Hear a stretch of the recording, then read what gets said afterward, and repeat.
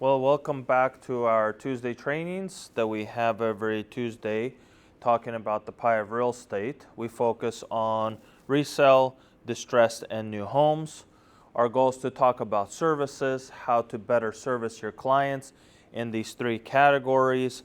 And why is that? Because if you're going to be in this industry for the longevity of the industry, you're going to come across people in resale, you'll come across with people in distress, and you also will come across people in new home sales.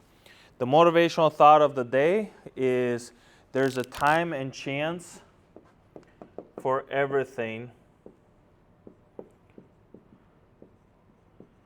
Time and chance for everything under the sun.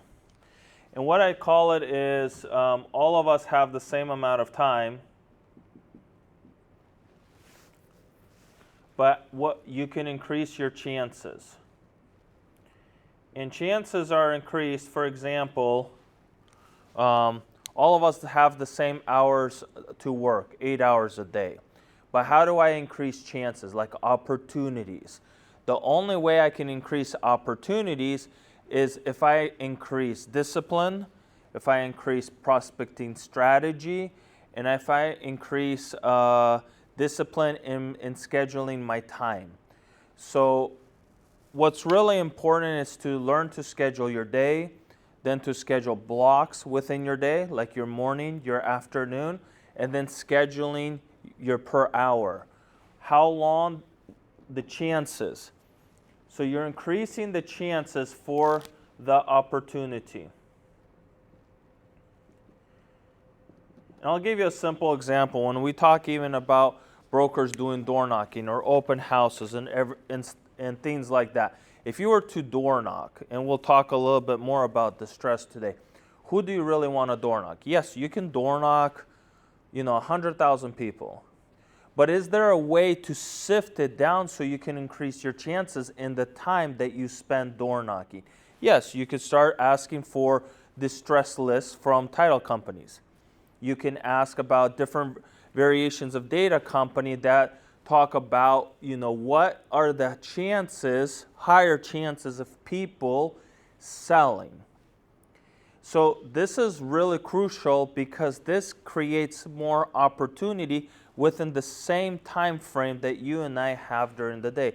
All of us have 8 hours, 10 hours to work a day, but why is it some people that get more things done within the 8 hours or the 10 hours? Is due to that they increase the chances of the probability. They take a lot of time to vet and look at what are my best chances if I do open house here or here. If you do an open house 40 miles away from a major city, you're going to have less traffic than if you do an open house inside of the city. There's probably going to be more activity probably on a new home in closer to a city, a good location, good zip code, then a lesser of interest, lesser buyer pool somewhere else. So these are all the assessments that you do to increase your chances for the opportunity. And this is very crucial. This is one of the biggest metrics that I use in my business. So I'm here, I'm on camera, I'm on YouTube. Why? Because I want to increase my chances. So we can have a couple people here in the room today. We can have a couple hundred people on Facebook. We can have a couple hundred people on Instagram or on YouTube and so forth. So what I'm doing is really I'm increasing my chances in the same time that I have to spend with each one of you. So I'm increasing my chances. So when you look at your business and you're saying, I want more buyers, but what do I do? And I know some people, even if you take the strategy of open houses, they would do an hour here and then they would move and they would move again. So they're trying to increase their chances by moving. And I don't know if it's the best strategy, but I'm saying that people set strategies to increase chances. And again, if you take door knocking or putting your time on social media and so forth, if you post something in the morning versus posting things in the afternoon, what are the chances? Like we try to roll out all our listings usually on Wednesday or Thursday. Why? Because it gives enough ramp time for people to look at homes for the weekend. So we study these analytics of the activity of people. People spend more time, especially here, on their phone during the winter because it starts to get dark at 4 or 5. So people are usually more in home, at home. There's less activity in the market. Less people are moving around. It's hard to show homes after almost 5 p.m. unless you have a flashlight.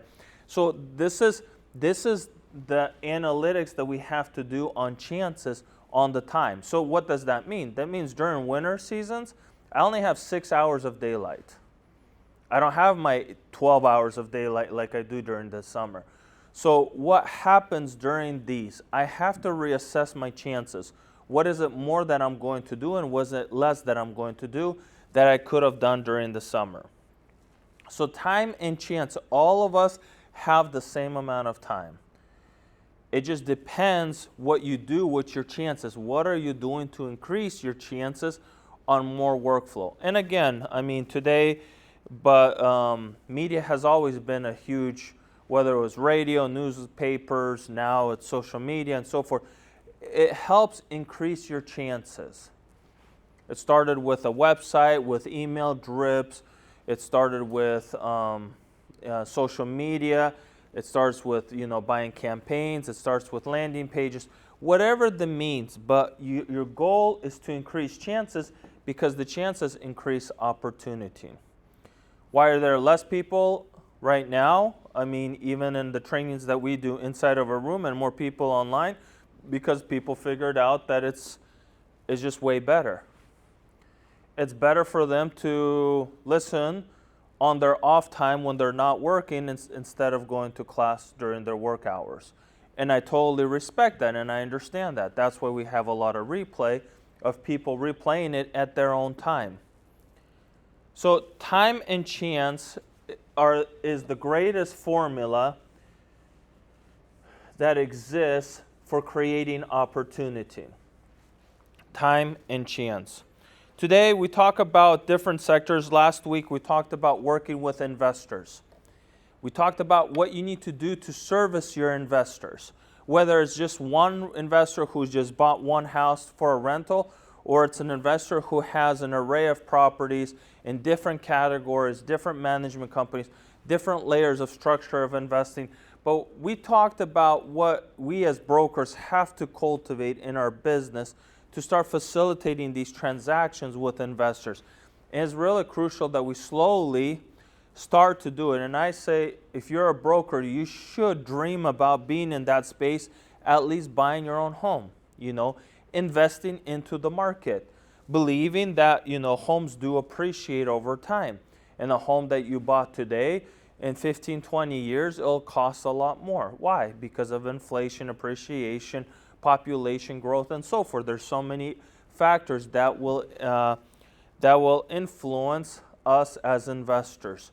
So I highly recommend that most brokers invest into real estate, but I also recommend, and we talked about the services that help investors, and go to these investor meetings.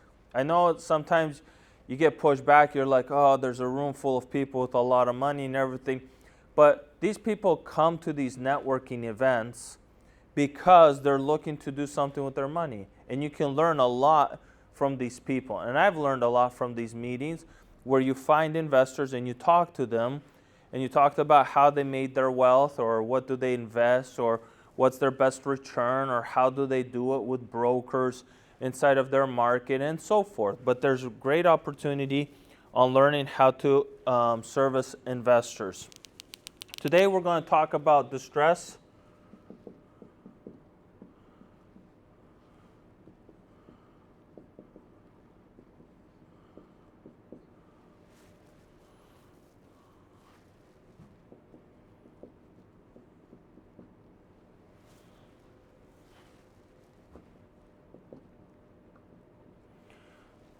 So it's called the 4 Ds: death, debt, disaster, and divorce. What does this mean? Distress means that a person is in a very unfortunate situation in their life and it's affecting everything. It's affecting them personally, it's affecting them financially, it's affecting them psychologically, it's affecting their house, their job, their car. It's affecting everything around them. And all of us, throughout our lifespan, have been in some level of distress. All of us. So us brokers, we have been in some level of distress, even maybe with our own businesses, to the clients that we are servicing. And I just want to talk a little bit about what the services are when we have to focus on distress and why. First of all, like we mentioned, that all of us have been in some level of distress through our life. All of us have been shattered by circumstance or unfortunate situations or something happened. So death, nobody can time this. Nobody can time death. Your family member can die, your wife can die, your kids can die. I mean, nobody puts that on their schedule. But death can come into our lives or into our close ones or into our business or into our partnerships, whatever. Death is a huge aspect to distress. And people need to come out of that. They have lost a loved one. They have a house. They need to figure out finances. I actually had a lady, I remember when I came to her home, she was in distress, not far away from here. Her husband died. He was a pilot. They were very well off.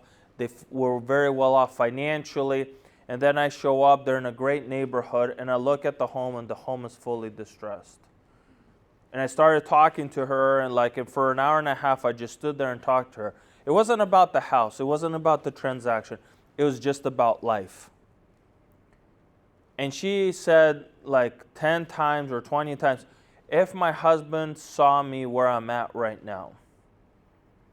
Meaning the death of her husband just weaned her out of life. It just knocked her out. Her house was a mess. The water bill wasn't paid. And many, many other factors took to play when their death came into their family. So death. Death is something we all have to face. That is a reality. And it affects us directly or indirectly. We have debt.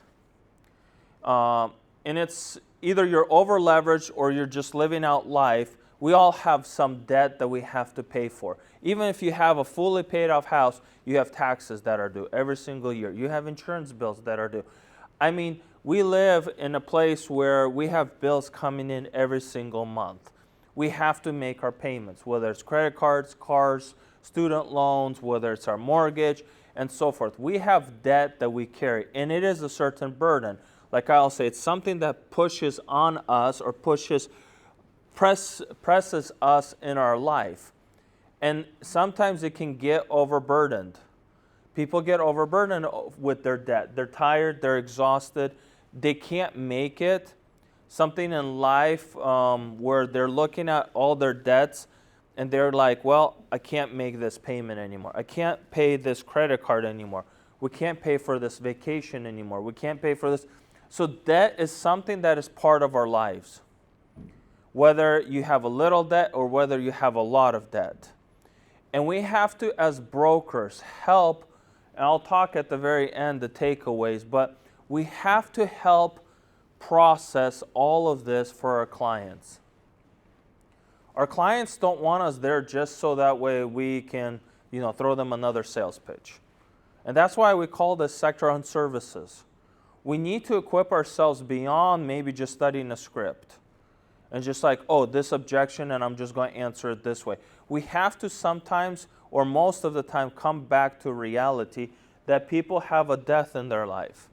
People have debt. People have a disaster. What do I mean? Like a car crash. What do I mean? Like a health issue. People have disasters, a job loss, different weather patterns. If you look around the country, right? People have disasters that come into their life and destroy what they've been building for 10s and 20s and maybe 30 years. So disaster, when it enters a person's life, a house burned down. I remember one of my builders, when his house got somebody just put his house on fire, and when I was going into the projects and just seeing his house in ashes, and the guy had to start the project all over. He had to take it all down, take out the foundation, and start the project all over again. But that's a disaster. And I couldn't go up there and say, oh man, like we're going to be late selling our home now. Like you can't have that conversation when a person's in a disaster.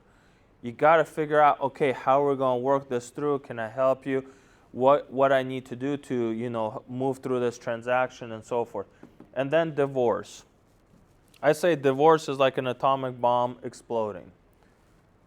Sadly, we spend so much energy trying to build relationships, but when the relationships don't come together, when we're parting ways, usually it is like taking two atoms apart.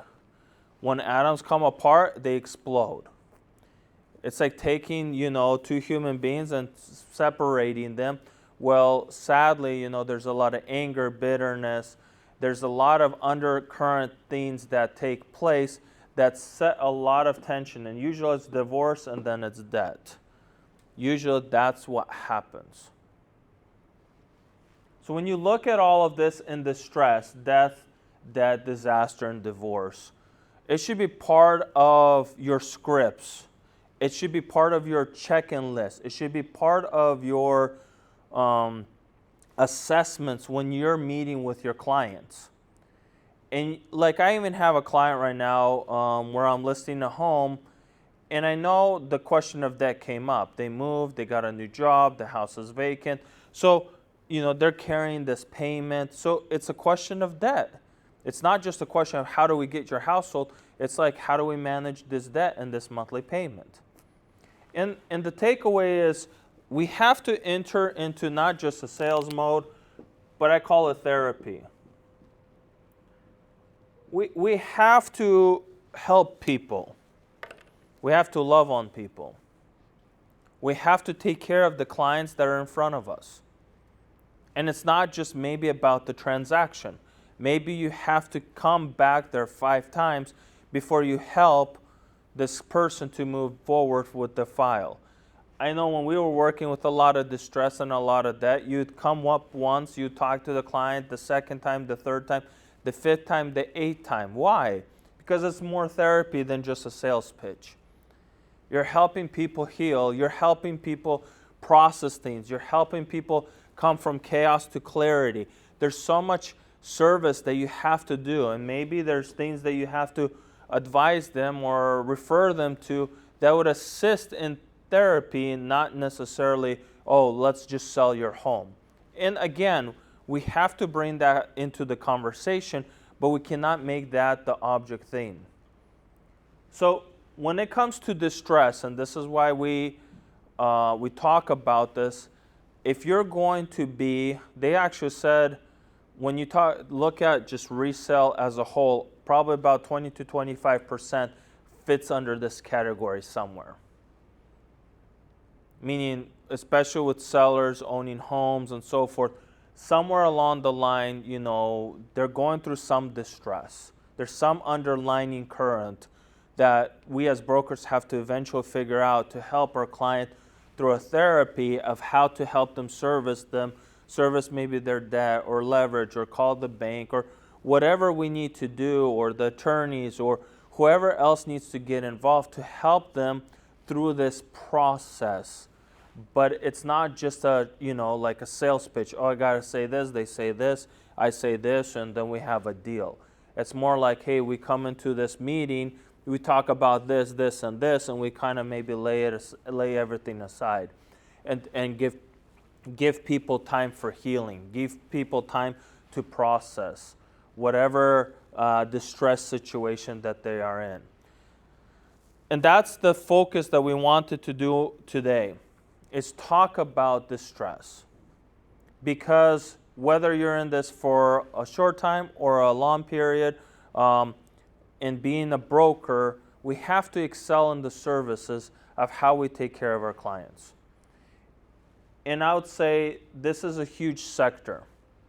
When we find people in unfortunate situations of life and we're trying to help them move through whatever circumstance or whatever situation it is. And this is why we talk about doing title checks and so forth, because what people say is not usually what truly is happening. So distress. Focus and make this part of your checklist when you're talking to the client. Is there a distress situation with my seller? Is there a distress situation with my buyer? Is there a distress situation with my investor or my builder or my investor? It doesn't matter. Fill in the blank. Everybody can fit in this category. I have builders right now who can't move inventory as fast. I've met brokers who can't make enough transactions this year. Everybody gets into a distress situation where there's personal tension inside of a person, and they have to process it to kind of move forward. One of the biggest things is finding somebody, like I always say, who you could vet to. Vetting is very important. And oftentimes when we're in therapy, vetting is what people do. They just sit there and they talk about their problems. They just sit there and talk about their circumstance. They sit there and talk about their situation.